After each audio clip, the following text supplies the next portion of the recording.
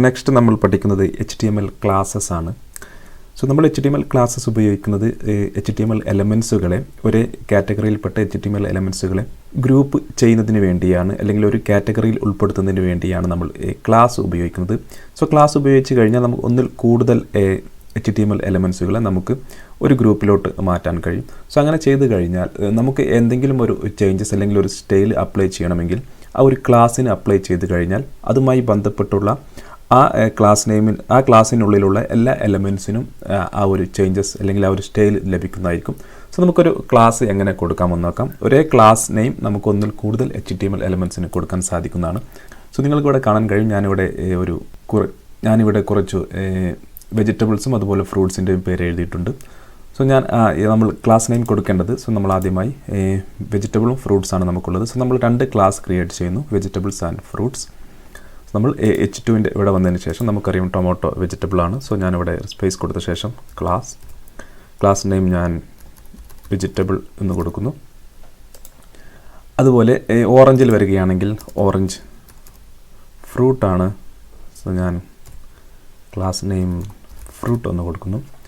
അതുപോലെ onion vegetable ആണ്. So ഞാൻ ഒനിയൻ വെജിറ്റബിൾ എന്ന് പറയുന്ന ക്ലാസ് നെയിം കൊടുക്കുന്നു. അതുപോലെ കേബേജിക്ക് ഞാൻ വെജിറ്റബിൾ എന്ന് പറയുന്ന ക്ലാസ് നെയിം കൊടുക്കുന്നു. അതുപോലെ ക്യാരറ്റിന് ഞാൻ വെജിറ്റബിൾ എന്ന് പറയുന്ന ക്ലാസ് നെയിം കൊടുക്കുന്നു. അതുപോലെ ആപ്പിളിന് ഞാൻ ഫ്രൂട്ട് എന്ന് പറയുന്ന ക്ലാസ് നെയിം കൊടുക്കുന്നു. അതുപോലെ ബനാനയ്ക്ക് ഞാൻ ഫ്രൂട്ട് എന്ന് പറയുന്ന ക്ലാസ് നെയിം കൊടുക്കുന്നു. സോ നമ്മളിപ്പോൾ ഓരോന്നിനും അതിനോട് അപ്രോപ്രിയേറ്റ് ആയിട്ടുള്ളൊരു ക്ലാസ് നെയിം കൊടുത്തു. സോ നമുക്ക് മെയിൻലി ഇപ്പോൾ 2 ക്ലാസ് നെയിമുകളാണുള്ളത്, വെജിറ്റബിൾ ആൻഡ് ഫ്രൂട്ട്. സോ ഇപ്പോൾ നമ്മൾ ഈ ഓരോ ഐറ്റത്തിനെയും 2 കാറ്റഗറിയിലോട്ട് മാറ്റി. സോ ഇങ്ങനെ നമുക്ക് കാറ്റഗറിയിലോട്ട് മാറ്റുന്നതിന് നമുക്ക് ഈ ക്ലാസ് എന്ന് പറയുന്ന ഈ ഓപ്ഷൻ ഉപയോഗിക്കാം. ഇനി നമുക്കിതിൽ എന്തെങ്കിലും സ്റ്റൈൽ കൊടുക്കണമെങ്കിൽ സോ നമ്മൾ CSS ഓപ്പൺ ചെയ്ത ശേഷം നമുക്ക് ഉദാഹരണമായി വെജിറ്റബിൾസിനെല്ലാം ബാക്ക്ഗ്രൗണ്ട് നമുക്ക് ഗ്രീൻ കളർ കൊടുക്കണമെങ്കിൽ സോ ഞാനിവിടെ വന്നതിന് ശേഷം നമുക്ക് സ്റ്റൈൽ അപ്ലൈ ചെയ്യുന്നതിന് നമുക്കൊരു ക്ലാസ് സെലക്ട് ചെയ്യേണ്ടതുണ്ട്. സോ നമുക്കിവിടെ 2 ക്ലാസ്സാണുള്ളത്, vegetable and fruit. So class നമ്മൾ CSSൽ സെലക്ട് ചെയ്യുന്നത് ഇതുപോലെ ഒരു ഡോട്ട് കൊടുക്കുക, അതിനുശേഷം ക്ലാസ് നെയിം കൊടുക്കുക. സോ ഞാനിവിടെ വെജിറ്റബിൾ എന്ന് കൊടുക്കുന്നു. ശേഷം നമ്മൾ കൊടുക്കാൻ പോകുന്നത് വെജിറ്റബിളിൻ്റെ ബാക്ക്ഗ്രൗണ്ട് കളർ ഗ്രീൻ കൊടുക്കാൻ പോവുകയാണ്. സോ ഞാനിവിടെ ബാക്ക്ഗ്രൗണ്ട് കളർ ഗ്രീൻ എന്ന് കൊടുക്കുന്നു.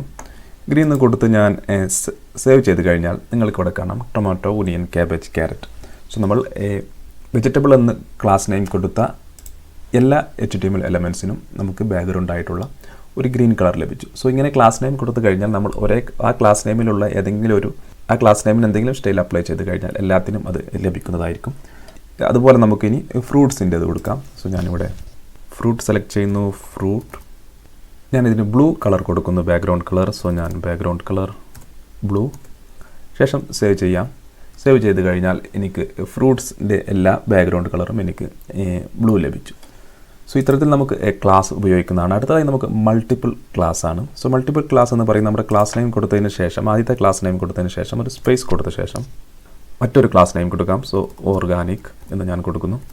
സോ ഇനി നമ്മളിപ്പോൾ എല്ലാത്തിനും ഗ്രീൻ കൊടുത്തു. ഇനി എനിക്ക് ഈ ടൊമാറ്റോയുടേത് മാത്രം, അതായത് ഓർഗാനിക് ക്ലാസ്, മൾട്ടിപ്പിൾ ക്ലാസ്സിൽ 2ാമത്തെ ക്ലാസ് നെയിമായ ഓർഗാനിക് ക്ലാസ് എല്ലാം സെൻറ്ററിലോട്ട് കൊടുക്കണം, അല്ലെങ്കിൽ അതിൻ്റെ സെൻറ്ററിലോട്ട് കൊടുത്ത് അതിൻ്റെ ഫോണ്ട് കളർ മാറ്റണമെന്ന് നോക്കുക.